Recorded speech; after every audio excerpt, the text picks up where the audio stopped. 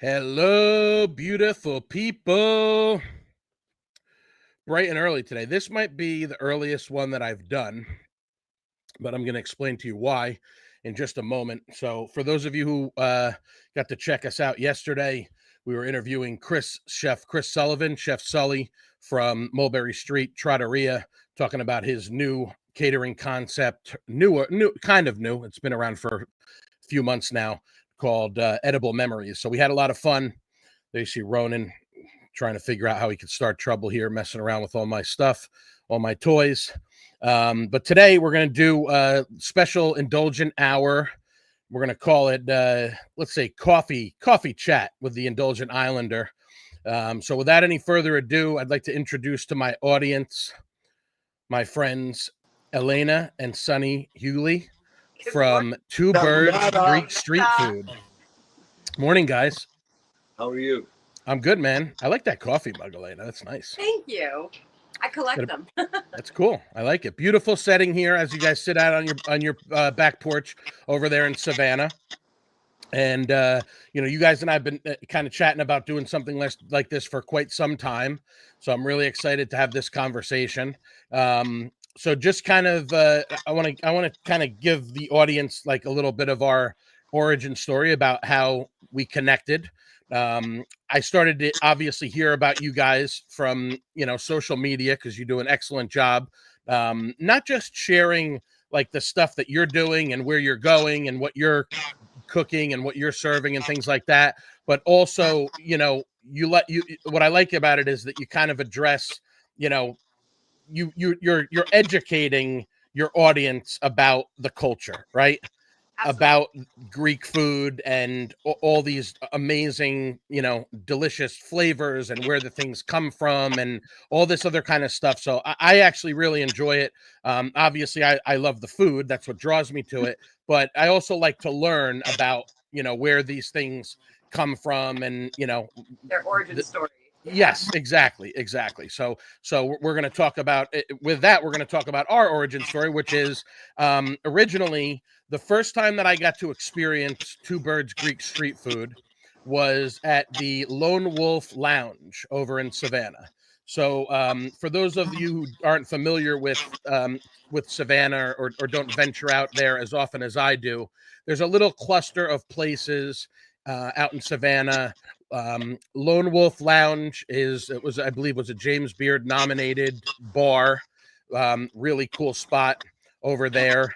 You have Over Yonder, which is kind of like a little rodeo bar. You have 6B, and then you also have what's that?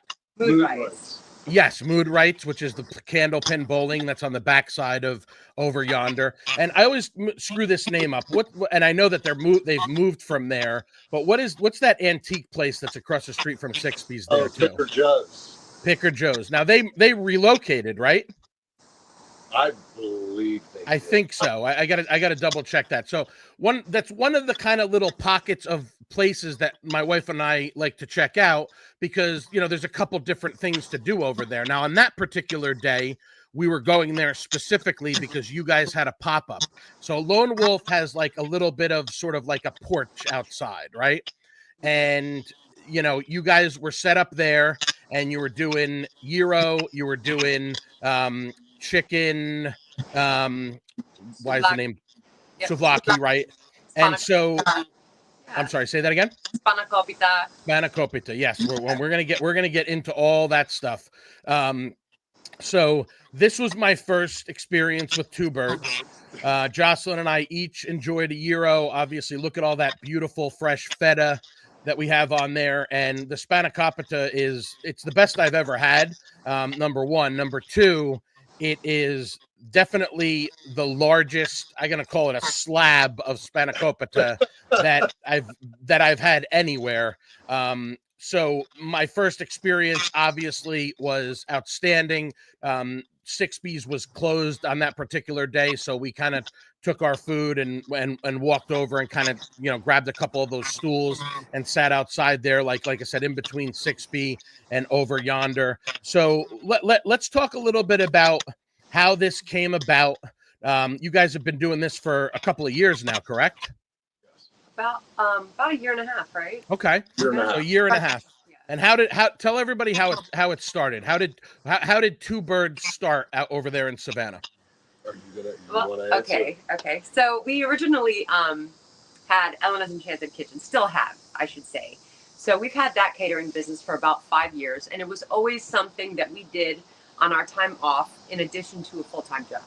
Right. So about a year and a half ago, we were doing pop-ups in the courtyard at our job, this beautiful little Italian courtyard with citrus trees. And it was to showcase our Greek bread line for Elena's Enchanted Kitchen. It's called Mediterranean Magic. Okay. So we would do spanakopita pinwheels and pastries, and every Sunday we would change it up. We would do frappe. We would do frappe with like pistachio ice cream, like all kinds of, you know, little baked goods and sweets with our Right. bread line. So that pop-up went pretty well. We did it an entire summer. And in the fall, we wanted to take it to the Tybee Island Farmers Market because we had just heard about it. So the only farmers market that we had really known about at that point was Forsyth. And Right. we didn't really realize that every community has their own farmers market. Sure. So we love Tybee. Tybee's got a lot of sentimental value for us. So Yeah. of course we went out there to get into their farmers market, and the gentleman that runs it said that they already have people with bread. So he's like, you know, we don't want too many vendors selling the same thing. So long story short, he asked if we could do Greek street food. And Ooh. we had never even, I mean, that never even crossed our mind. Right. But we were not going to lose the opportunity to get into that market because we had been waiting quite some time to get in. So we were like, Greek street food, sure, we can do that. And Right. in literally 16 minutes on the ride home from Tybee, we came up with our first menu. Okay. And then market opened that October, or sorry. Yeah, that was in October. The following season that the market opened, we were back at Tybee and we sold out our very first day there. That's incredible. Yeah, and then a couple weeks later, we wanted to get into the Islands Farmers Market as well because we had heard that. So Tybee runs on Monday nights from 4 to 7, and Islands is Saturday mornings from 9 a.m. to 12 p.m. Okay. So we wanted to get into that market, and the wonderful woman that runs that, Debbie, she came to Tybee to meet us, and she had our food, and she was like, yeah, we want you there. So I was like, okay. And then it just kind of took off from there. Hinesville reached out to us to come to their market. It was just kind of one farmer's market after the other. Yeah. And they were discovering us, and we're pretty much the only food at Tybee and Islands, aside from some, you know, amazing Jamaican food as well. Okay. But it was just us and one other food vendor, you know, and now we have like Au Crepe and the El Salvadorian pupuseria truck at Islands, you know, but originally it was just us out there. Right. So it was great that the community was excited to have authentic Greek food out on the islands for a number of reasons. Because Yes. the Olympia Cafe is incredible and we love it, but people that live on Tybee and the islands, they usually don't leave the island. Right. That's kind of a thing for them. So we brought it to them, you know, which was very convenient for them, and they were very excited to have Greek food in the islands area again. Absolutely. Now, just so everybody understands, where is the Islands one? Islands Farmers Market is at Lighthouse Baptist Church. Okay. It's 401 Quarterman Drive, and it's right across the street from Circle K and Davis Produce. Is this also on Tybee? Tybee is at the Lighthouse on Monday nights. Okay. So what's the for the Islands one? What town is that? Whitmarsh. Oh. It's right by the entrance to Tulagi, actually. Okay, so I have absolutely no idea. Like I've been here for 4.5 years. I've never been to Tybee. So I think what we're gonna have to do is we're gonna have to figure out a day, because if it's 15 minutes from you guys, and I would say I'm probably about 30 minutes, give or take, from you, it's probably gonna be about a 45-minute ride from Bluffton for me to get out there. And I think there's probably no better way to introduce me to Tybee than to come out and see you guys at one of these farmers markets, because I mean, I'm not going to say that I haven't seen or heard things about it. I just haven't just haven't ventured out there. So that's one of the things that I wanted to kind of learn about, because obviously I see that you guys advertise that you're at both of these farmers markets, but I have not experienced Tybee yet. I think really in the 4.5 years that we've been here, you know, we shot up to Charleston, I think twice. One of them was to take our dog to the veterinary. Juno had to go to the veterinary referral center or whatever it was called up there. I made sure to loop in a stop at this used guys. It's like a Philly sort of sub shop in Johns Island. And then we actually, the first concert that we went to since COVID was, it was actually the last concert that we had gone to before COVID was Silver Sun Pickups. And then the first concert that we went to post-COVID was Silver Sun Pickups up in Charleston.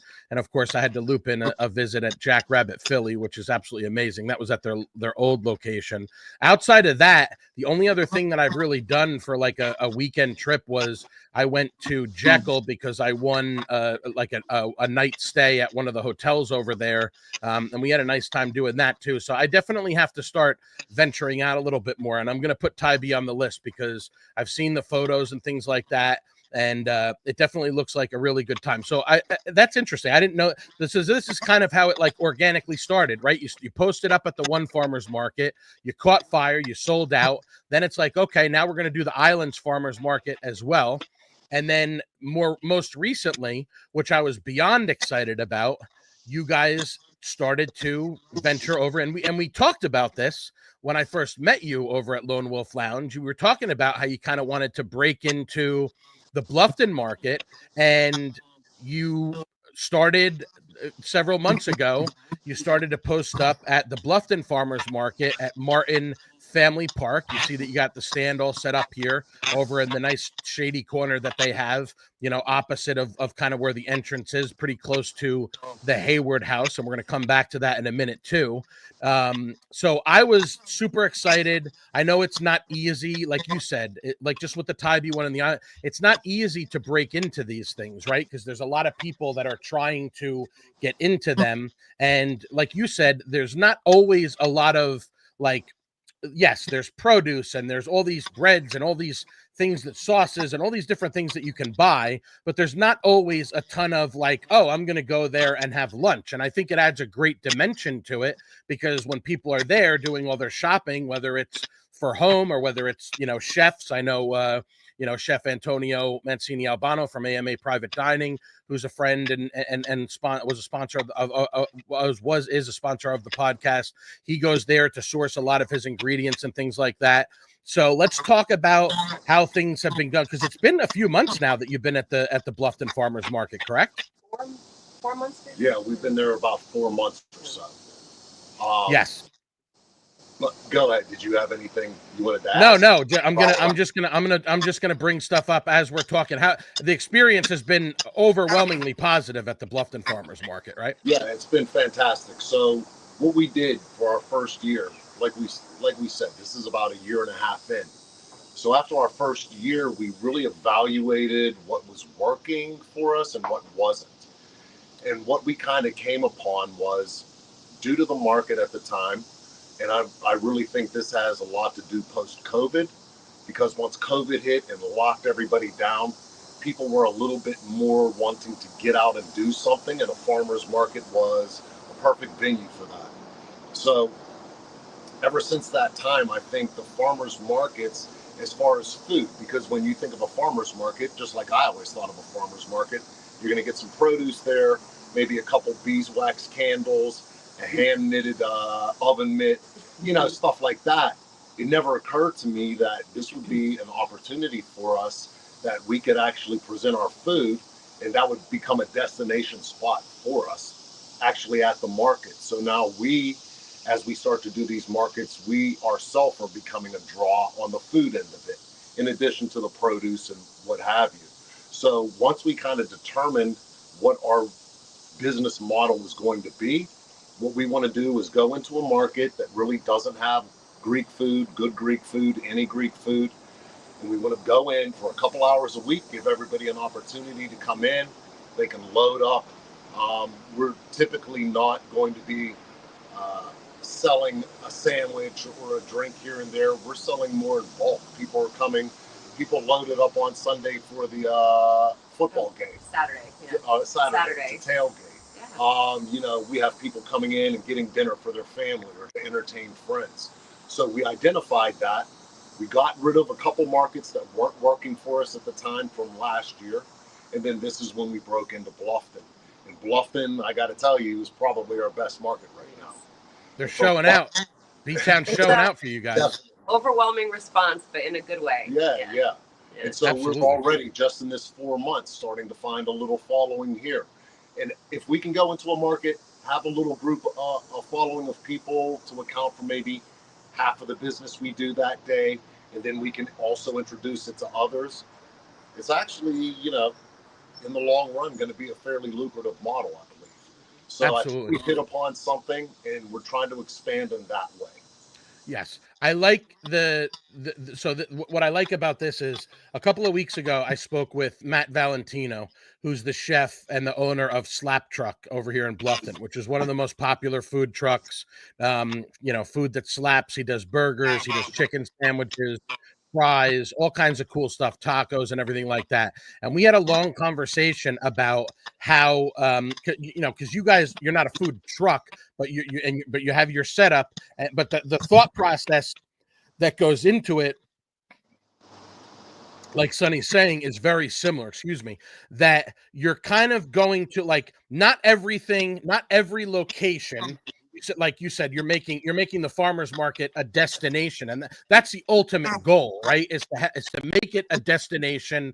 It's like if you're watching a TV show, like they say, appointment television. You know that you're going to be there at a specific time and a specific day every week. But this is a work in process, right? So you try something out, maybe it doesn't work. You try something else out and you say, okay, we had much more activity here than we had in this other place. And it's no disrespect to, you're still going to give it a shot, and you're still appreciate when they want you to be in certain places. But Matt and I had a long conversation about this. It was like, if I'm going to be here for 4 or 5 hours and I'm only going to put out, the X amount of plates or items or whatever the case is, then I have to pivot. He's found success at a couple of car dealerships. He found there's a place called Under the Oaks, where there's a sort of like what Jarvis Creek General Store on Hilton Head was before Tin and Tallow took that over. He was here in Lawton Station. They have Food Truck Fridays over here in the summer going into the fall. So it's a dynamic process because, yes, you're at the end of the day, you're running a business, and you want to make sure that all of this prep, which today's a prep day for you guys, obviously you're going to spend hours prepping all of this food in your commercial kitchen to get ready for this stuff. But I don't think a lot of people really know that from the business end of it, what goes into where we're going to be, how long we're going to be there for.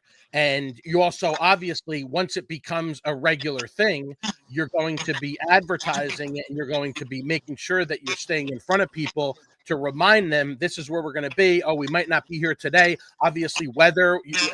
Elena, you mentioned that weather has thrown a wrench. We've had such a ton of rain. I know when you guys were heading back from Side Hustle the other day, you came back to like a war zone in Savannah with how crazy it got, right? We were gone 8 hours. What happened?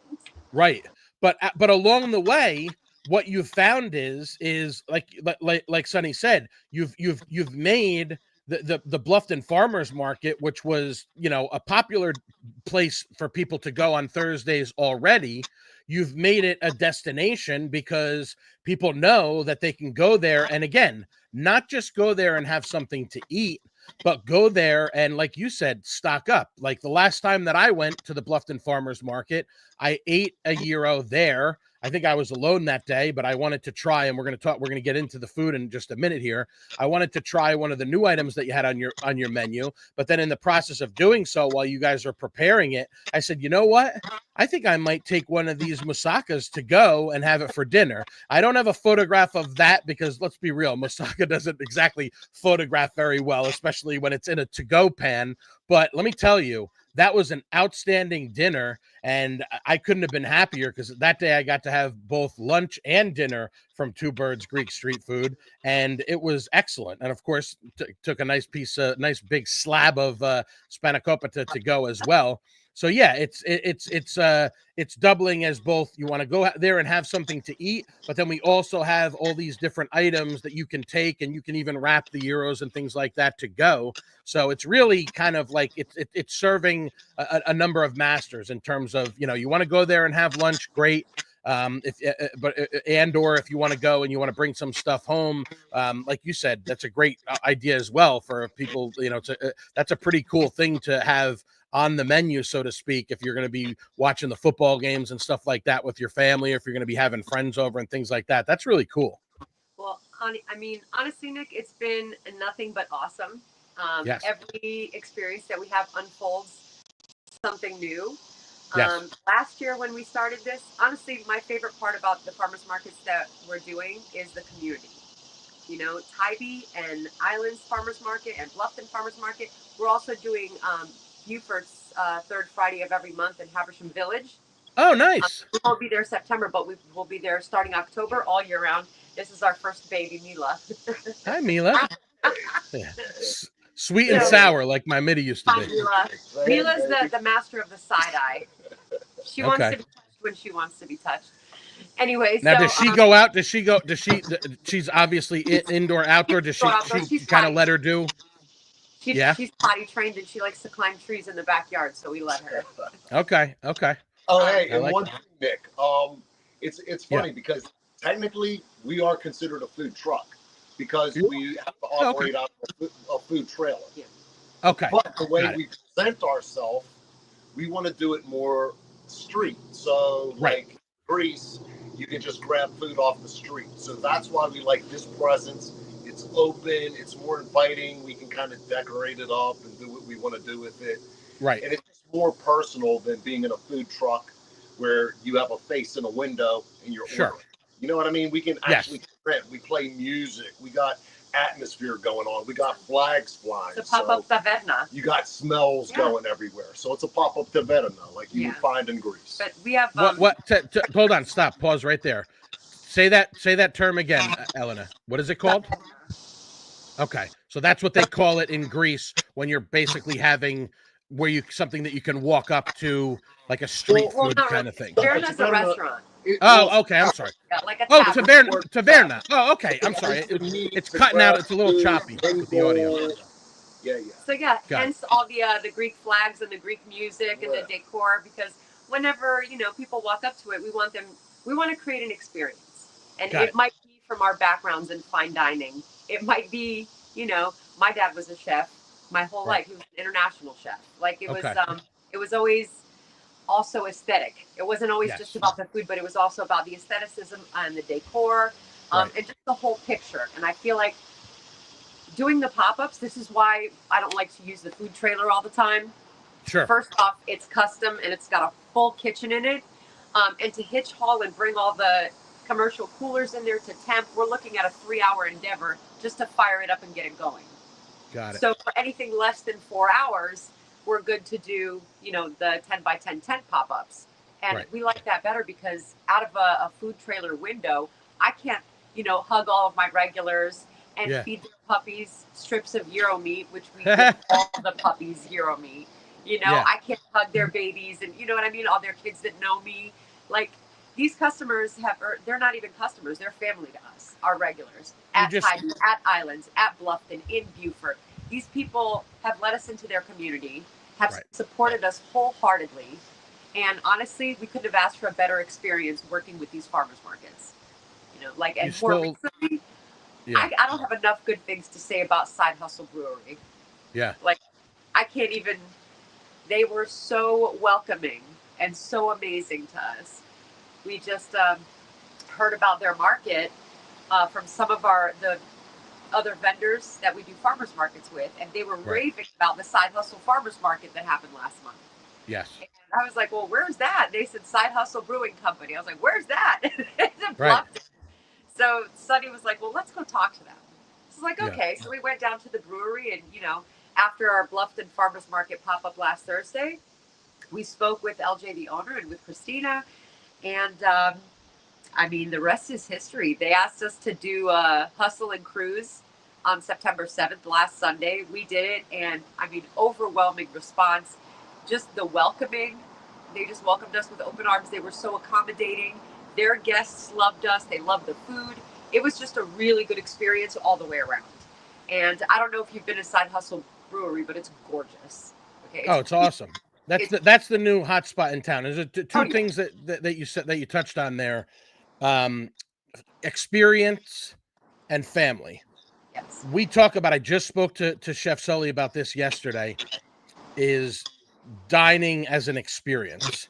Whether you're in a restaurant, whether you're at a farmer's market, whether you're at a pop-up at one of these breweries or tap rooms or things like that, it's the experience of it. And as it pertains to family, I'll be honest, very quickly, after meeting you guys over in Savannah that day, and then, seeing you a couple of times at the farmer's market, Italians and Greeks, we're kind of simpatico when it comes to stuff like this, right? So, I honestly felt like I was like part of the family very quickly. And I know you guys, you appreciated the support, but I also appreciated the way that you welcomed me and the way that you were like, as I'm deciding what I'm going to get, and you're like, oh, I think you should try this, or I think that you should have this with this. And you kind of, listen, we're foodies. We love food. It's a universal language. That's how you guys and I came together. I already feel like I'm part of the family.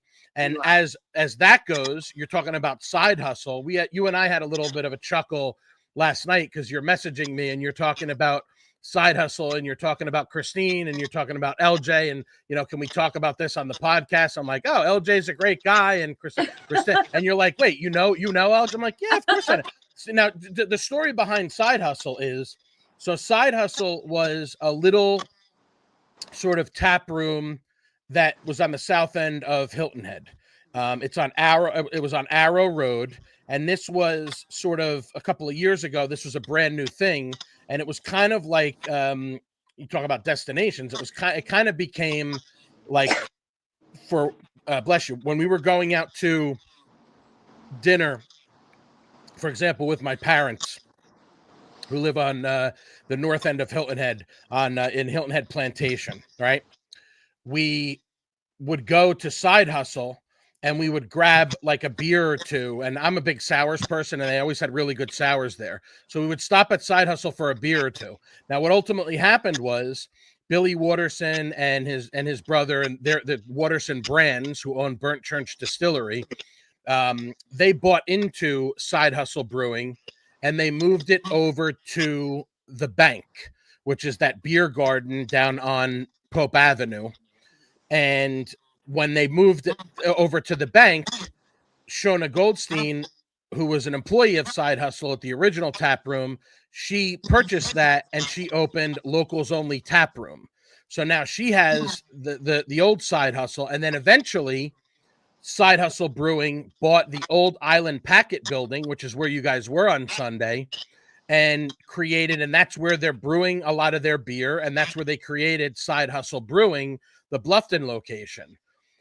That has basically become, for those of us that are out here sort of away, not that I'm not close, obviously I'm 15 minutes from Old Town, but for those of us who are out here on the edges of town, so to speak, Side Hustle has become the new popular location for people like us that live out here. For example, my friend Tisha Schaefer, who runs the Coast Brokered by EXP office in Old Town, her husband works at the Bank. He works with Side Hustle, and they just posted something where she was hanging out over there over the weekend, for the games and things like that. So people like Tisha and a lot of, realtor friends that I have, and other friends and things like that I have out here in Bluffton, that caught on very quickly as like the new place to hang out. And even though there's kind of like a small like inside area and then a couple tables outside, I know they're going to be expanding and they're going to be utilizing more of the indoor space. But then what they did was they started to do what Lot 9 is doing in Bluffton. they started to do what Shona does over at Locals Only, which is let's bring in food trucks 5-6 days a week. And, let's have on this day, we're going to have what the heck is it called with there's I'm drawing a blank here. Oh, the schnitzel. They have a schnitzel truck, and they have school pizza will come there on a Sunday, like one Sunday or so a month. And now they're adding Two Birds Greek street food to the repertoire, and not only having these trucks, but also having these events. Right. So you had what was the cruise? What's the cruise thing called again? So we did Hustle and Cruise on the 7th. Right. On the 14th is going to be their next farmers market, and that'll be our first time at their farmers market. We're super excited about that. All of our vendor friends haven't been able to stop talking about the last one, how they all sold out, and how all the people that live in that area that attend the Side Hustle Farmers Market were just overwhelmingly supportive and wanted to make sure they spent time walking around to see all of the vendors. And it wasn't, it takes everyone. It takes the community. It takes the vendors that come out there and set up, and the ones that do the prep. And it takes, obviously, a whole village to make a successful farmers market. But just hearing about a farmers market that just started, that's overwhelmingly crazy busy, and everyone's selling out, that's really impressive. And absolutely, after being at Side Hustle on the 7th, I get it, why everyone loves it so much, and why the farmers market was such a big success. So I'm really excited about the 14th. I'm excited about doing our first one there, and they run the second Sunday of the month for now. But I believe it's going to change to the third Sunday of the month moving forward. But for now, Side Hustle is doing the second Sunday of the month from 1 to 5. And they've also asked us to just be the food there for a regular business day on Sunday the 21st. So we will be back a third time in September from 1 to 5 on Sunday the 21st. Here you see it, Side Hustle Brewing Company. So this next one is the 14th, which is this coming weekend, but you guys are going to be there the following week, you said, right? We're going to be there this weekend and the following. Oh, this weekend and okay, I'm sorry. I was trying to pull this stuff up so that we can show people. And look at all the vendors that they have here. They have my friends at Hardy Greens. Like I said, Schnitzel on Wheels, which is one that I haven't tried yet. That looks pretty interesting. Declan's Delight. They have soap. They have woodworks. All of this different stuff. And now, of course, Two Birds, they're adding that to the repertoire. So if you're into cars, you want to check out the Hustle and Cruise, just like they had. This is the first Sunday of every month, the Carolina Dreamers Car Club of Bluffton. And then, of course, they do crazy stuff there. They got line dancing and all this other kind of stuff. It's a great place to just go and watch a game. This Friday, they're going to have These Guys, one of the most popular musical acts anywhere around here, are going to be there. Side Hustle's doing it right.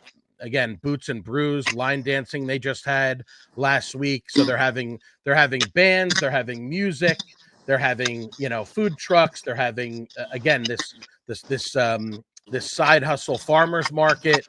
So it's just like Sonny was saying before, creating sort of a destination for you guys to come there. So I want to bring it back to, because this is why people come here, right? They come here because they want to get hungry, stay hungry. I want to talk about some food for a couple minutes with you guys. Is that cool? Absolutely. Okay. So again, like I said, my first experience was your traditional gyro. You got the tomato, onion, tzatziki, that beautiful feta.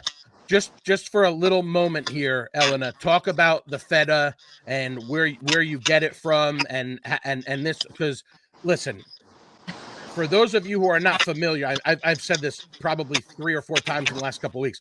I could live on cheese. I could live on olives, mushrooms. The Italian in me, if I had to just eat those 3 things for the rest of my life, I would be totally fine with that. Feta is one of my absolute favorite things. And I don't know what it is, dude, but the feta that you guys have on these gyro is the best damn feta that I've ever had. So tell the audience a little bit about this feta, where it comes from, and all this other kind of stuff. Okay, so the Voni is what it's called. It is the #1 feta in all of Greece, and it's the feta that I grew up on. So when I came to Savannah, when I moved here 21 years ago, obviously they didn't have it anywhere near here. The Voni didn't become available south of the Mason-Dixon line until 6 months ago, honestly. So I would only be able to get it either online with, astronomical shipping charges, or have to wait till I go home or go to Greece to get it. So, and home meaning the New York, Connecticut area. So it became available, and I was up until then using Bulgarian feta because I remember hearing that at one point. Yeah. yeah. So one of the things that is very important to me is using ingredients that are authentic and that are not genetically modified and organic. Right. So Greece doesn't really do genetically modified. Okay, so obviously the food coming from there that's imported is going to be much healthier for you, because here we have a lot. You just never know what you're going to eat. Right. And there it's just not that way. Everything is a lot more natural and hasn't been, chemically altered or whatever the case may be. Right. So it mattered to me to have feta that was authentic, and that means feta that is not made with cow's milk. So I don't know who started doing that. Right. But I mean, okay, no. Feta is sheep's milk. It is not cow's milk. Right. So all these companies started making feta cheese with cow's milk, and it doesn't taste right. It's not feta. Yeah. Feta's made with sheep's milk. So at that point, the only feta that I could get was at Atlantis. It's a creamy Bulgarian feta, and it's delicious. Yeah. It's not Bovonis, but it's delicious. It was a fantastic placeholder, and it's a great runner-up. However, once the distributor told me we just started carrying the Bovonis feta, I was like, what? Yes, 3 cases right now. You were and pumped. It was the last, 8 months we've been on the Bovonis feta, 8 or 9 months that we've had it. I make sure and give every guest that we have at our pop-ups. And they're like, oh, I don't know how I feel about feta, because it's one of the questions we have when we're building your gyro or your souvlaki sandwich. We say, are you okay with tzatziki, onion, and tomato? Would you like to add the feta? Right. And no, I don't know how I feel about feta. I'm like, hold my gyro. Wait a second. Hold my gyro. That's a new one. I'm going to steal that. So I take a little souffle cup and I put a little chunk in there and I make them taste it, and they eat it, and I can literally see their eyes rolling in back of their heads. They're like, what is this? This isn't feta. It's sharp and it's creamy, and the Bovonis feta has a very distinct flavor. It's very distinct. It's impossible to describe or to pinpoint. But if I could guess, I would say if Romano and Fontina had a baby, right, and it was made with sheep's milk, that would be the Bovonis feta. I love that. It still has the feta aspect. It's just sharp and creamy. And it's delightful. And not a single person who's ever tried it in my presence has ever said anything less than it's the best feta they've ever had. And it's got to be super exciting when you could introduce, your culture and the flavors of your culture, and you see the look on someone's face when they taste something that maybe they're not familiar with, and it's like, but I think that you would like this better if you just try a little bit of this. And remember, I cut samples for you and Jocelyn. Yes. I keep a row. I make an extra row of spanakopita in each large tray. Yes. That's a little bit smaller, so I can cut it into sample slices. Because a lot of people have it, have had it, and a lot of people haven't. And it's my favorite when I hand them a sample of spanakopita and they take a bite, and I see that's my favorite. So we're actually we go into great detail with our food with people to introduce it to them for 2 reasons. One, we've been in the fine dining business, so everything is a spiel, and you've got to cover all your topics. Absolutely. But at the same time, here in Savannah, we have Olympia. Olympia is probably 90% of the entire Greek food market in the city. It is huge. Oh, really? You've got Yaya's, you've got Troy, you've got a couple other ones. But when you think of Greek food, you're usually thinking of more mainland, like Athens or Thessaloniki. Sure. We do core food, and we're really trying to emphasize core food. Now, right off the bat, most people in the world probably don't even know there's a place called Corfu. And in fact, the first time I heard it, it sounded like a Japanese name to me. I couldn't even put it together. I'm like, Corfu. Yeah. It's called Kekira in Greek, but Corfu is really unique. It had a really predominant placement along the old Spice Road back in the day. So you Okay. had a lot of different things coming through there from Asia, from the Middle East, going into Europe, and vice versa, as far as China even. And Yeah. so Corfu, it's a little bit more isolated. It's a little bit more of its own thing. And it's maybe not going to be the typical flavors you think of when you think of Greek food. So that's Yes. why we want to establish these little differences, but also to cement our place that we're not trying to do Greek food like everybody else does. Almost Sure. like you go into a Chinese restaurant in New York, you go into a Chinese restaurant in Bluffton, they got the exact same picture signs up there. I mean, Right. it's no different, you know? But we Cookie are a little bit more different and unique in that sense. So that's why we try to elaborate and go through the process so people really can learn about what we're trying to represent. I love the educational part of it, and because you guys know me, that I love to learn about all this kind of stuff, right? I'm like, I have an endless appetite, literally, figuratively, for learning as much as I can about this stuff. If I can go out and I can have a meal, and I could sit there, if there's a term that I don't understand, I had Chef Bernard from Ocon. I love how he has a glossary of the terms on the menu, because I'll be at a restaurant and I'll read a word, and maybe it's something that I might have seen before, maybe not, but I'm sitting there and I'm Googling.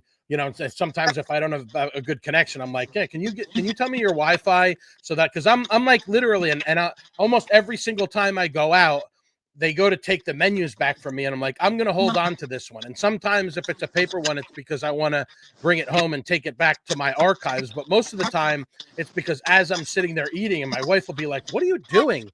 It's because I'm literally studying. I'm studying because I want to learn about the stuff, and I'm studying because I probably, if I like it, I'm going to want to come back, and I'm basically preparing for what my next visit is going to be. The other thing is that I want to mention is I absolutely love, I've said this again several times over, whether it's on my podcast or I joined the Low Country Unscripted last week. They invited me on, Brian and Gina Pierce. I said, and I think they have a short that's going out there around on YouTube. I am a sucker for a special. And so one of the things that caught my eye was, I don't remember if you guys mentioned it to me or if I noticed it from one of the social media posts, but at one point, a couple of weeks into your tenure as you see the menu here of the stuff that's available when you go to the farmer's market, and we're going to touch on almost all of these. One of the things that you were messing around with, Elena, was some people, including myself, they like to enjoy their food, whether it's a sandwich or, in this particular case, a gyro. They want a little bit of a spice, right? They want a little bit of a kick. And I remember you said to me, Greeks, we don't do hot sauce, right? It's just not part of our repertoire. I didn't even know until, I'm trying to think of when I discovered it, that there's actually I can't, and the name escapes me, but when I just muted myself, wiping my spit off my microphone. I'm like salivating just thinking about, and we're gonna talk about the Mad Greek. So you said we don't have hot sauce. So what we like to do, and it's almost like in with the Italians, and I tried that Lucia pasta bar, and with where he incorporates the Nduja and he incorporates the Calabrian peppers and things like that. So what you decided to do was, you decided to, with this Mad Greek, do a little bit of a different spin on the gyro. Talk to us about, and obviously you see it's a little bit different here. This is onion, not tomato. Like, we could have added if I wanted to, but I went with onion. You have the sliced pepperoncini, which is absolutely delicious. It's another thing I could live on, is the pepperoncini. Talk to us about this Mad Greek and how you introduced a different spin on the gyro, something with a little bit of a kick. Okay.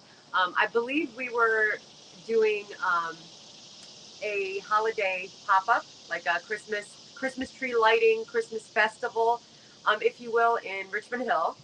And I may have had like 7 or 8 people ask me for hot sauce. And I was like, don't you dare put hot sauce on my tzatziki. Barry was like, Yeah. don't you dare. But then I realized that I don't like spicy food. I like very well seasoned and flavorful, obviously. But Right. like hot spicy, I'm not a fan. So it never really dawned on me, to create that opportunity for someone else, to create that option for someone. Right. And then it was around, the holidays, and my sister was like, hey, can you make tiro kafteri? And she loves my tiro kafteri. It's a spicy roasted jalapeno whipped feta spread. Okay. Different regions of Greece use different hot peppers, but in Corfu we tend to use jalapenos for it. Right. So what we do is we slather the peppers in olive oil, sea salt, and black pepper, and then we slow roast them for a couple of hours. And then, take out the stems, the seeds, and you put it in the food processor with feta cheese, a little bit of cream cheese, lemon juice, and olive oil. That's it.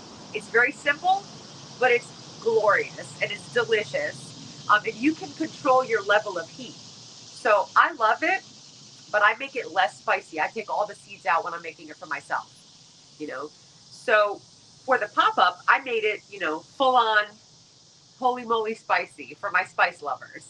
And we decided to call it the Mad Greek.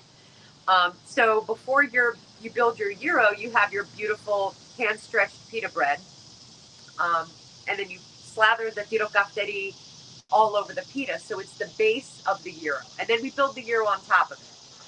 And as if that wasn't awesome enough, we added sliced pepperoncini peppers to give it a little extra, like, pickled heat and crunch.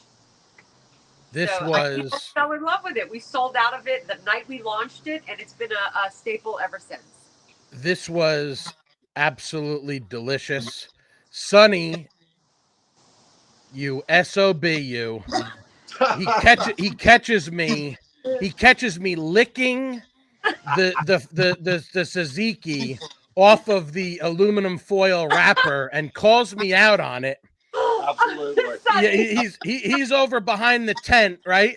He's over behind the tent and he's, whatever, he's grilling the stuff up and he looks over and he sees me like literally like licking the tzatziki off of the aluminum foil. Yes, that's how. And I don't know if he got a picture of it or whatever, but I remember like hey, brother, yeah. I got a mental picture. It's right Yeah. Yeah, absolutely. He called me out on it, put me on blast. That's the best compliment we've ever gotten. That's what you said.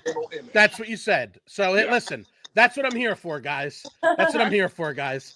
If I need to humiliate myself in front of the audience, because waste not, one not. I'm not wasting. I talked about this yesterday with Chris. Some of the dishes that he puts out, and even the corn agnolotti that I had at Lucia the other day, I didn't have a spoon. So I didn't want to waste a drop of the sauce, and we didn't have any bread. So I'm sitting there. I hope nobody was looking at me when I was doing this. I must have went fork to mouth like 30 times in a row because I'm literally trying to pick up the sauce from the pasta and with a fork. And it's a little bit of it's hanging on there, but I didn't want to waste a drop of this, and I didn't want to be the guy that's sitting there with my plate, because that's what I was saying to Chris was some of the dishes that he had at this wine dinner, the sauces were so unbelievable that I didn't want to waste a drop of it, and it was the exact same thing with this jalapeno feta. That thing was absolutely awesome. Well, if it makes a difference to your audience, you did have your pinky up as you were doing I did. You have to you got to keep a little bit of a semblance of class there, right? I love it. So good. That was amazing.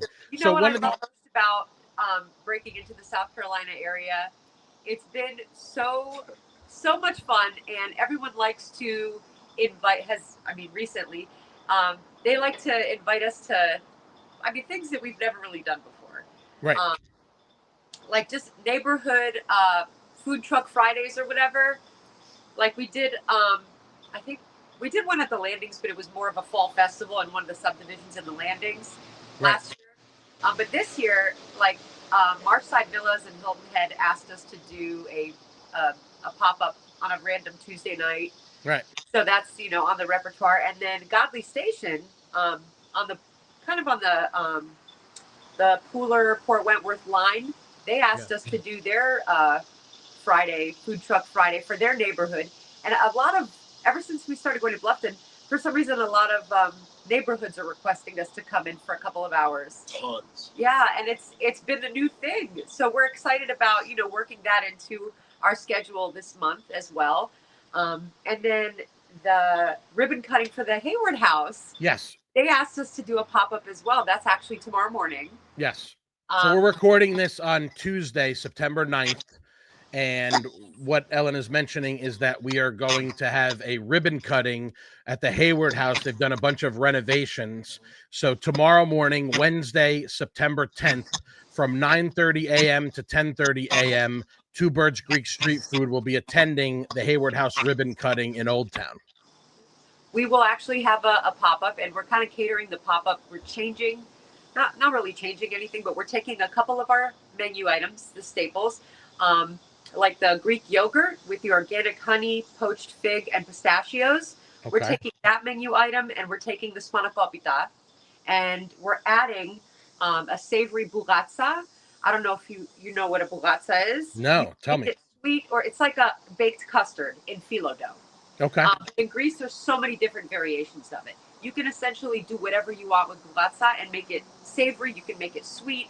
I'm going to make one with beef and bechamel custard and baked in phyllo. So we have another savory option for tomorrow morning. So I'm adding that. That's normally not on our menu.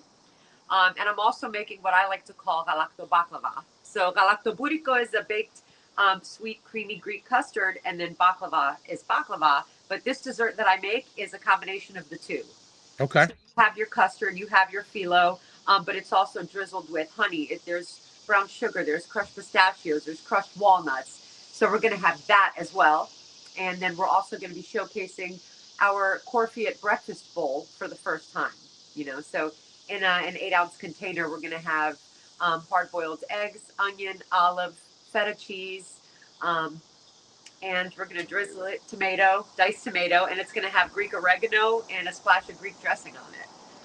I think I might have to come and see you guys tomorrow morning. And that's going to be served with a fresh, warm grilled pita.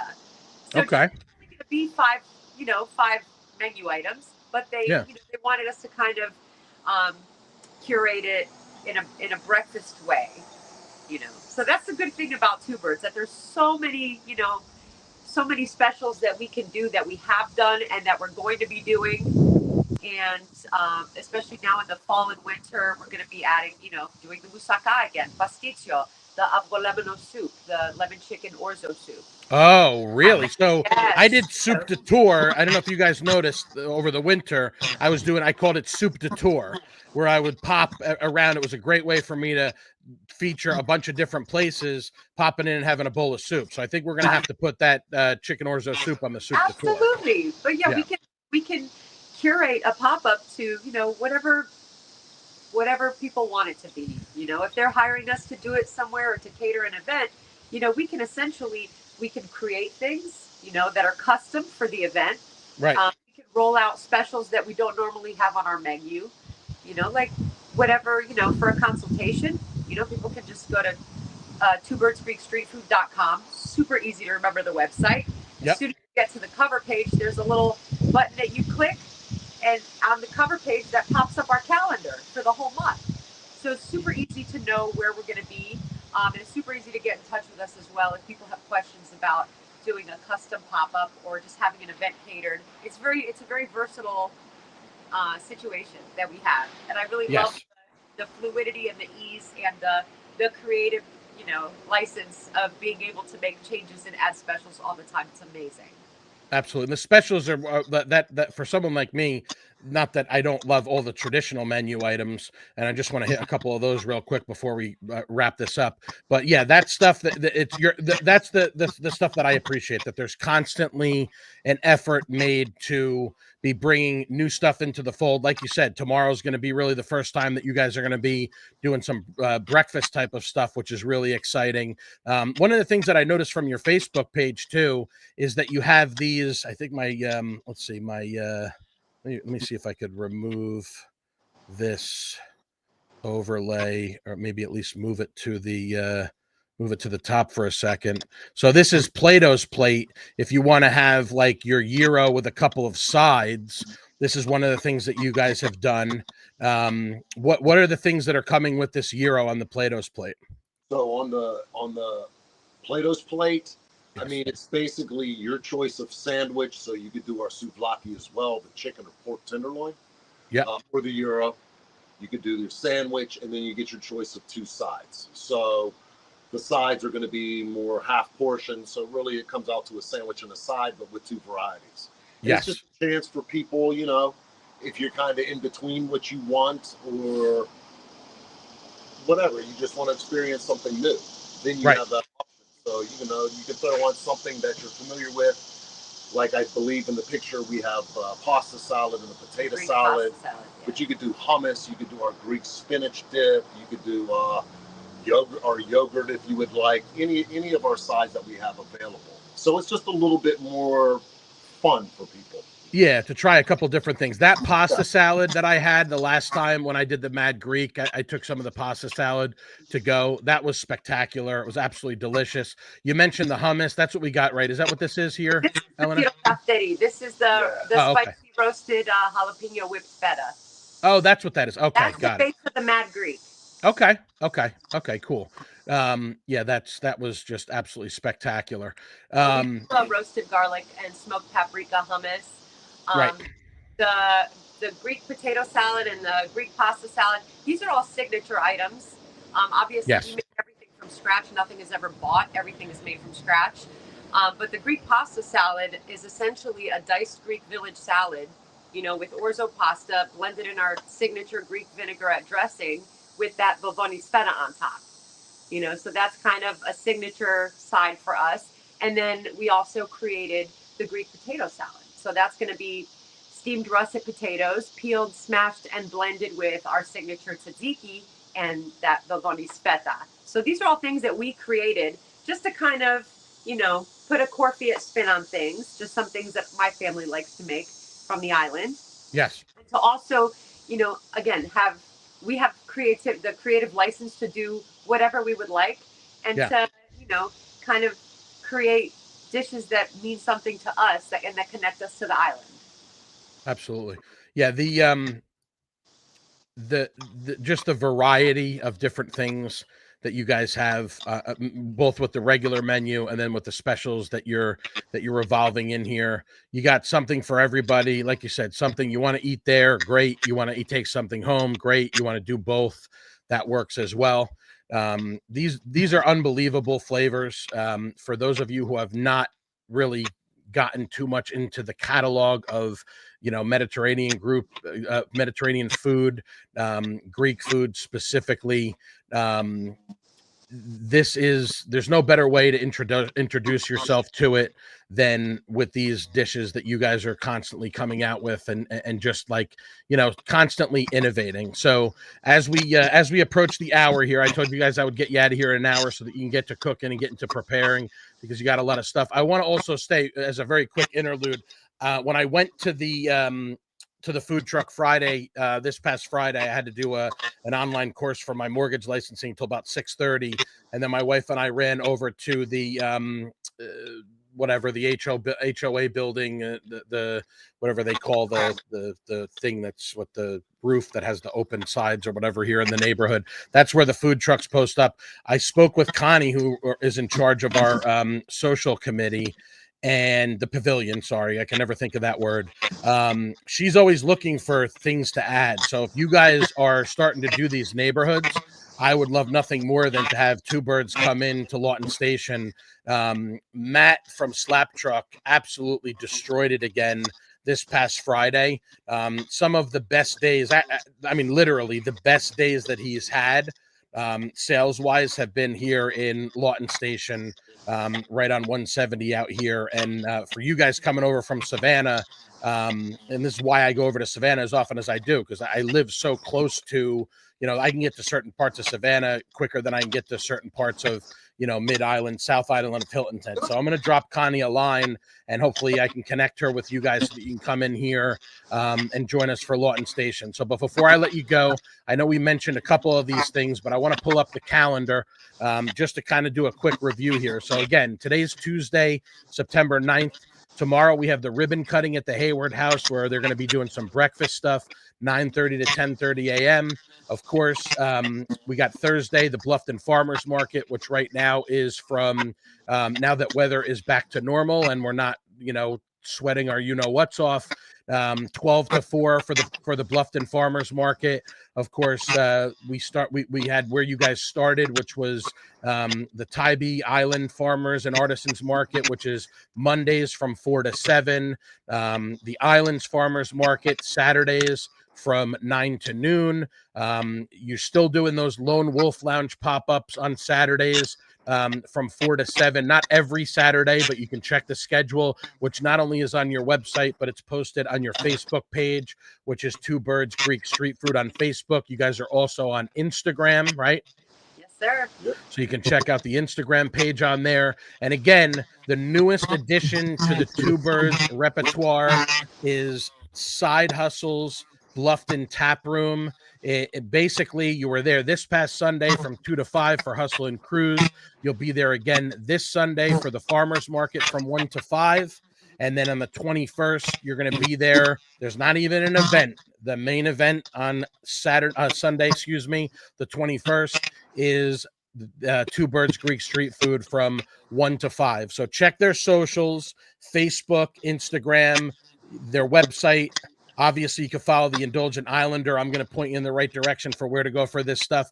All right, before I guys let you go so you can get to work and prepare all this amazing food for everybody for these events that you have coming up this week, is there anything else that you want to talk about or anything else that you want to mention that's coming up? Any special plans, anything that you're concocting in the kitchen, or anything that you guys are working on in terms of scheduling over the next couple of months as we head into the fall season?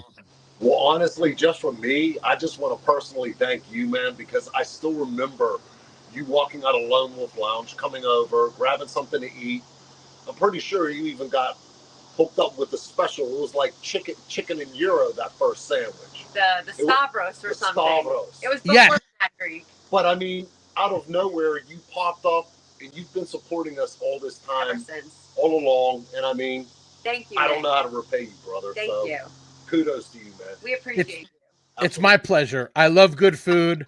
I love you guys. I consider you guys to be friends. I'm glad that you mentioned that, Sonny, because that was one thing that I forgot. I love the gyro with the traditional gyro meat, but and I've had chicken souvlaki before, but you were the one that suggested to me, like, we'll bring this full circle. That's what I love about coming to eat with you guys, and that's what people should really appreciate is they're going to recommend stuff that you guys try. I'm not going to say that I never heard of pork souvlaki before, but you were the one that told me that day, I think you should try this, this with the pork and that type of stuff. So there's always kind of a little bit of that. And that's kind of like, I think how you guys and I started to kind of be like on the same wavelength, because the way I am, I like to try different stuff.